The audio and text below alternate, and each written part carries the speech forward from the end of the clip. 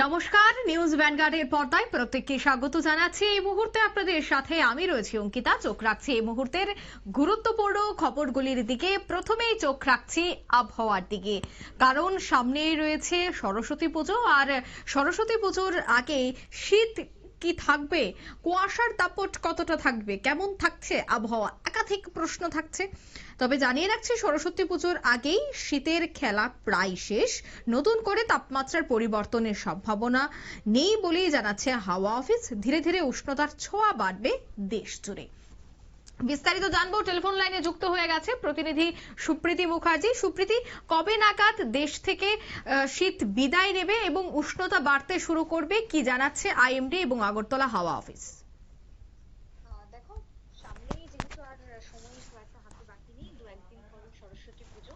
তবে এই সরস্বতী পুজোতে আবহাওয়া কেমন থাকবে এই নিয়ে একটা বিশেষ করে যারা পড়ুয়ারা রয়েছে, যারা স্কুল কলেজের শিক্ষার্থীরা রয়েছে, তাদের মধ্যে কিন্তু একটা প্রশ্ন জাগছে। কারণ সরস্বতী পুজো মানেই এই দিনে কিন্তু নতুন শাড়ি পরে একটা ঘুরতে যাওয়ার রেওয়াজ, পুজোর আয়োজন, এই যে ছবিগুলো দেখা যায়, সেক্ষেত্রে আবহাওয়া কেমন থাকবে সেটা কিন্তু একটা বিরাট বড় ফ্যাক্টর হয়ে দাঁড়ায়। তবে এবারে সরস্বতী পুজোর জন্য আবহাওয়ার পূর্বাভাসে যেমনটা এখনো পর্যন্ত জানানো হয়েছে, তাতে করে তোমার আবহাওয়ার যে খুব একটা পরিবর্তন নেই সেটাই বলা চলে। তবে শীত যে পাকাপাকি ভাবে বিদায় নিচ্ছে ধীরে ধীরে, সেটাও কিন্তু এই মুহূর্তে আইএমডির পূর্বাভাসে জানানো হচ্ছে যে এবারে সরস্বতী পুজোর আগে শীত মোটামুটি বিদায় নিচ্ছে। সরস্বতী পুজোর পরে একেবারেই দেশ থেকে শীত চলে যাবে, তবে তার আগে থেকেই তার বিদায় পর্ব শুরু হয়ে যাচ্ছে। রাজ্যের আজকে সর্বোচ্চ তাপমাত্রা রয়েছে তোমার সর্বোচ্চ তাপমাত্রা 25 ডিগ্রি সেলসিয়াস এবং সর্বনিম্ন তাপমাত্রা রয়েছে 12 ডিগ্রি সেলসিয়াসের ঘরে। অন্যদিকে বাতাসে সর্বোচ্চ আর্দ্রতা রয়েছে 100%, সর্বনিম্ন রয়েছে 46% আর্দ্রতার পরিমাণ। তবে সেই জায়গায় দাঁড়িয়ে কুয়াশার আর কোনো সতর্ক বার্তা নেই আপাতত। কিন্তু অন্যদিকে দাঁড়িয়ে তোমার ভোরের দিকে কুয়াশা পড়বে হালকা, এবং রাতের দিকে হালকা ঠান্ডা হাওয়া বওয়ার কারণে এখনো পর্যন্ত ঠান্ডা লাগছে, কিন্তু বেলা বাড়লেই সেই ঠান্ডা কিন্তু উধাও হয়ে যাচ্ছে। তবে আজকে সকাল থেকে যেটা ছবি ধরা পড়ছে, তাতে করে তোমার পশ্চিমী ঝঞ্ঝার প্রভাব এবার ধীরে ধীরে পড়তে শুরু করেছে। আগামী কয়েকটা দিনের মধ্যে তাপমাত্রা আরো বাড়বে। সরস্বতী পুজোর আবহাওয়ার নতুন করে যে ভোলবদল, সেই ভোলবদলই দেখা যাবে এক প্রকার বলা যায়। তাপমাত্রা বাড়বে পশ্চিমী ঝঞ্ঝার ফলে, এবং নতুন সপ্তাহের শুরুতেই একেবারে তোমার তাপমাত্রা বেড়ে যাবে।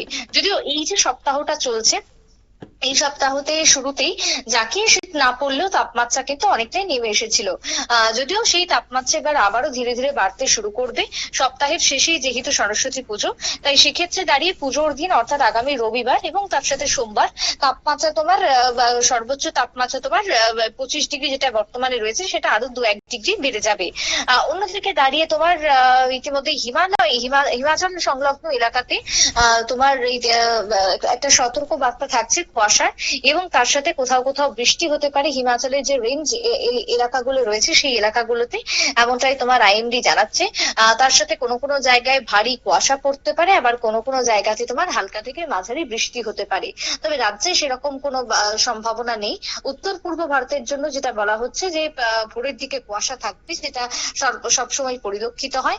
বেলা বাড়লেই রোদ দেখা দেবে, আকাশ পরিষ্কার থাকবে, এবং তার সাথে তোমার পশ্চিমী ঝঞ্ঝার দাপটে বাধা পড়তে পারে ধীরে ধীরে উত্তরে হাওয়ার। 29 অর্থাৎ আগামী কাল থেকে একেবারে 1 তারিখ পর্যন্ত পশ্চিমী ঝঞ্ঝা ঢুকবে দেশ জুড়ে, এবং এই দুটো পশ্চিমী ঝঞ্ঝা ঢোকার সম্ভাবনা রয়েছে। তার ফলে তোমার তাপমাত্রার বড়সড় কোনো পরিবর্তন হবে না, উল্টো শুধুমাত্র ঊর্ধ্বমুখী হতে থাকবে পারদ, যেটা গত দিনের তুলনায় 1-2 ডিগ্রি করে বাড়তে থাকবে বলে জানানো হচ্ছে। সুতরাং সবকিছুর মিলিয়ে তোমাকে এটা বলতে পারি যে এবারের মতন শীতের যে ইনিংস, সেটা একেবারেই শেষ হয়ে যাচ্ছে। আগামী 48 ঘন্টায় সর্বোচ্চই মাঝারি কুয়াশা থাকতে পারে।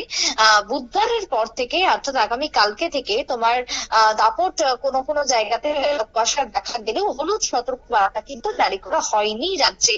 সুতরাং সেক্ষেত্রে কোনো ভয়ের নেই। তবে উঁচু পার্বত্য অঞ্চলগুলিতে কিছুটা হলুদ সতর্কবার্তা থাকছে। কোথাও তুষারপাতের সম্ভাবনা, তো আবার কোথাও ভারী বৃষ্টি, কোথাও শিলা বৃষ্টির সম্ভাবনাও কিন্তু থাকছে। তবে এই ক্ষেত্রে দাঁড়িয়ে নতুন করে আর শীত যে পড়ছে না, এবারের মতন সরস্বতী পুজোতেও শাড়ি পাঞ্জাবিতে তোমার সোয়েটার যে পরতে হবে না, সেটাই কিন্তু এবারে তোমার বলে দেওয়া হচ্ছে। সুতরাং যে চিন্তা থাকে সাধারণ স্কুল পড়ুয়াদের, শিক্ষার্থীদের, সেই জায়গায় দাঁড়িয়ে এটা বলাই যায় যে সরস্বতী পুজোতে উষ্ণতার ছোঁয়া থাকবে। বেলা বাড়লেই তোমার সোয়েটার নেওয়ার কোনো প্রয়োজন নেই। সুতরাং সরস্বতী পুজোর যে আনন্দ এবং যে সাজগোজের বাহার লক্ষ্য করা যায়, সেই সাজগোজ কিন্তু ছুটি উপভোগ করতে পারবে পড়ুয়ারা। অঙ্কিতা। ধন্যবাদ সুপ্রীতি। অর্থাৎ ধীরে ধীরে উষ্ণতার ছোঁয়া বাড়তে শুরু করেছে এবং রাজ্যের যে আবহাওয়া, সে আবহাওয়ার তেমন কোনো পরিবর্তন হচ্ছে না, আবহাওয়া একই থাকছে। অর্থাৎ প্রত্যেক বছর সরস্বতী পুজোয় যে একটা শীত থাকে, এই বছর কিন্তু সেই শীত থাকবে না। অর্থাৎ তাপমাত্রা 2 থেকে 3 ডিগ্রি বাড়তে পারে, ধীরে ধীরে উষ্ণতার ছোঁয়া বাড়বে দেশ জুড়ে। অন্যদিকে বলা হচ্ছে যে ফেব্রুয়ারির একেবারে প্রথম সপ্তাহ থেকেই ধীরে ধীরে গোটা দেশ থেকে শীত বিদায় নেবে।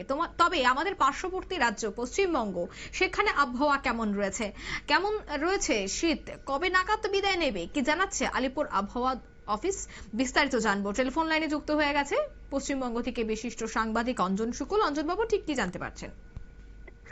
দেখো, আজকে সকাল থেকে কিন্তু বাংলায় গরমের ভাব রয়েছে, শীত কি দুধাও। তবে যত বেলা বাড়ছে রোদের তাপ তত কিন্তু বাড়ছে। আলিপুর আবহাওয়া দপ্তর যেটা জানিয়েছে যে এই আগামী সপ্তাহ পর্যন্ত, অর্থাৎ সরস্বতী পূজার আগে পর্যন্ত কিন্তু থাকবে একই আবহাওয়া।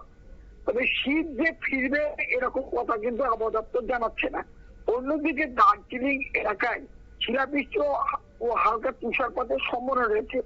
বাকি জেলাগুলিতে আবহাওয়ার তেমন পরিবর্তন হবে না। তবে আস্তে আস্তে শীতের আবহাওয়া কিন্তু লোপ পাবে এবং গরমের প্রভাব চলে আসবে, এইটাই আলিপুর আবহাওয়া দপ্তর জানিয়েছে। অন্যদিকে যেহেতু সামনেই রয়েছে সরস্বতী পুজো, তো সরস্বতী পুজোতে কেমন থাকছে আবহাওয়া? শীত কি থাকবে নাকি তাপমাত্রা আরো 1 থেকে 2 ডিগ্রি বাড়তে পারে?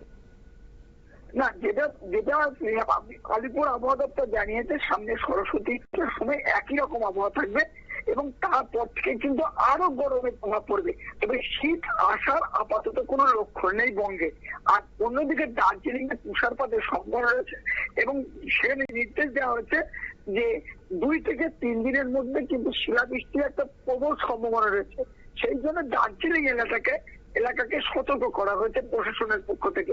তাছাড়া বাংলার অন্যান্য জেলায় কোনো বৃষ্টি বা কোনো তুষারপাতের সম্ভাবনা নেই। তবে ভোরের দিকে কয়েকটা জায়গায়, যেমন নদিয়া, মুর্শিদাবাদ এবং বীরভূম এলাকায় সামান্য কুয়াশার দাপট থাকতে পারে। তবে বেলার দিকে কিন্তু কুয়াশার দাপট থাকবে না বলেই আলিপুর আবহাওয়া দপ্তর খবর।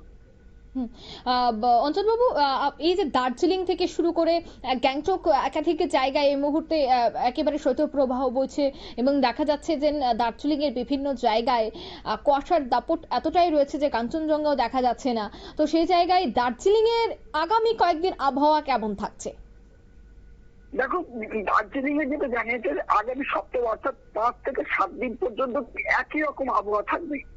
পাশাপাশি এই তুষারপাতের ফলে কিন্তু শিলাবৃষ্টির সম্ভাবনা রয়েছে।